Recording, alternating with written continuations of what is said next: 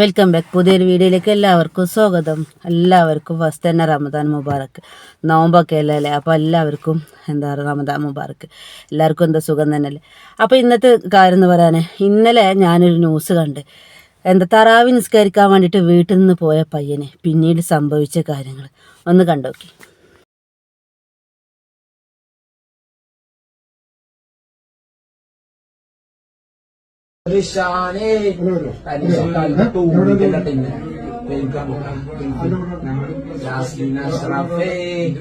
അടിപൊളി ഞാൻ പാസ്സായിട്ടാ ഡോപ്പേ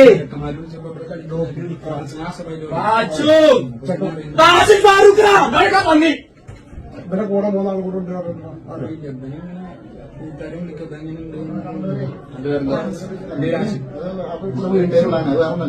കല്ലടിച്ച് കയറി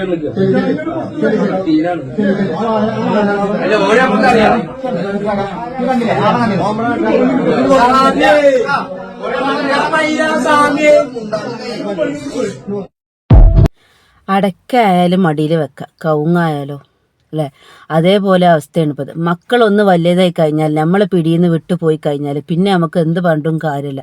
കാരണം ഒരു 10ാം ക്ലാസ്, ഒരു 5, 6, 7 ക്ലാസ് വരെ നമുക്ക് നമ്മളെ പിടിച്ചാൽ കിട്ടും.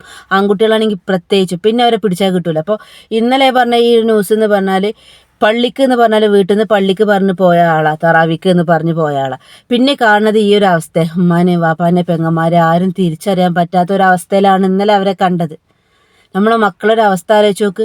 എന്താണ് നമ്മൾ നാട് പോണ പോക്കാണെന്ന് പറഞ്ഞാൽ, നമ്മൾ സൗദി അറേബ്യ പോലെ തന്നെ സ്ട്രിക്റ്റ് ആയാൽ തന്നെ നമ്മൾ അടുത്ത തലമുറക്ക് നമുക്ക് നല്ല രീതിയിൽ കൊണ്ടുവരാൻ പറ്റുള്ളൂ.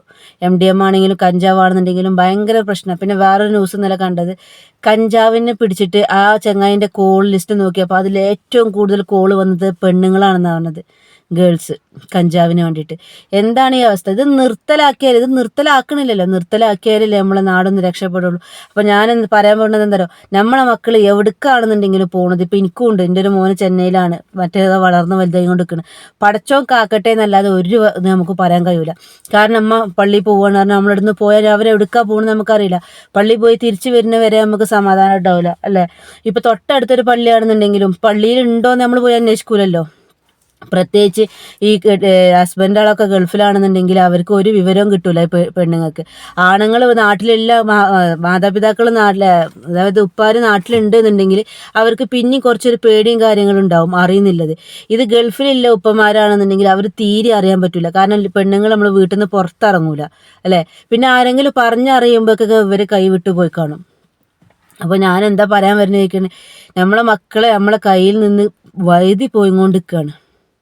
എങ്ങോട്ടാണ് പോകണമെന്നില്ല യാതൊരു ഐഡിയ ഇല്ല. കാരണം കാലൊക്കെ അതിക്രമിച്ച് പോവുകയാണ്. ഈ ഒരു MDM ഒരു ലഹരിക്ക് അടിമപ്പെട്ടുകൊണ്ട് എല്ലാവരും ഇതാണ്, അടിമപ്പെടുകയാണ് ലഹരിക്ക്. ഇപ്പോൾ ഞാൻ പറയാം ഒന്നുമില്ല. അപ്പോൾ നമ്മൾ ചെറിയ മക്കളോട് അതൊന്നും അവന് കൊണ്ട് കൊടുക്കാൻ, എനിക്ക് 10 രൂപ മുട്ടായിക്ക് തരാമെന്ന് പറഞ്ഞാൽ നമ്മൾ മക്കൾ കൊണ്ട് കൊടുക്കും. ചെറിയ കുട്ടികളല്ലേ, ഇത് അവന് കൊടുക്കൊണ്ടിട്ടോ എന്ന് പറഞ്ഞാൽ അവന് കൊടുക്കും. പക്ഷെ ആ മക്കൾക്ക് അറിയില്ല അതെന്താണ് സാധനം എന്നറിയില്ല. ഇനി ചിലപ്പോൾ ആ മുട്ടായിൻ്റെ രൂപത്തിൽ അവർ മുട്ടായി കൊടുത്താൽ ആ മുട്ടായി അവർ ഉപയോഗിച്ച് കഴിഞ്ഞാൽ പിന്നെ ആ മുട്ടായിക്ക് അവർ തെണ്ടി നടക്കും.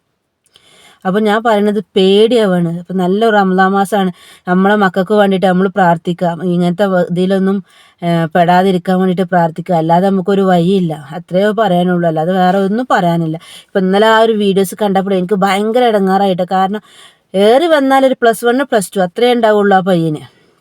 അപ്പോൾ മലപ്പുറത്ത് തന്നെയാണ് അധികം നടക്കണമെന്ന് എനിക്ക് തോന്നുന്നത്. ഒരുപാട് ന്യൂസ് മലപ്പുറത്തുനിന്ന് കേൾക്കുന്നുണ്ട്.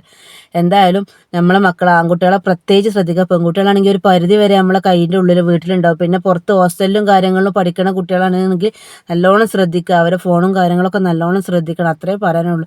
പിന്നെ ബാക്കിയെല്ലാം തവക്കൽത്തു അലല്ലാഹ്. എന്താ ഒന്നും നമുക്ക് പ്രവചിക്കാനും പറയാനും പറ്റാത്തൊരു കാലഘട്ടമാണ് ഈ കാലഘട്ടം. അപ്പോൾ ഇത്രയേ ഉള്ളൂ. നല്ല റമദാൻ മാസത്തിന് എല്ലാവർക്കും വേണ്ടിയിട്ട് പ്രാർത്ഥിക്കുക, എല്ലാവരും പ്രാർത്ഥനയിൽ ഉൾപ്പെടുത്തുക. അസ്സലാമു അലൈക്കും. അടുത്ത വീഡിയോ കാണുന്നവരെ എല്ലാവർക്കും ബൈ.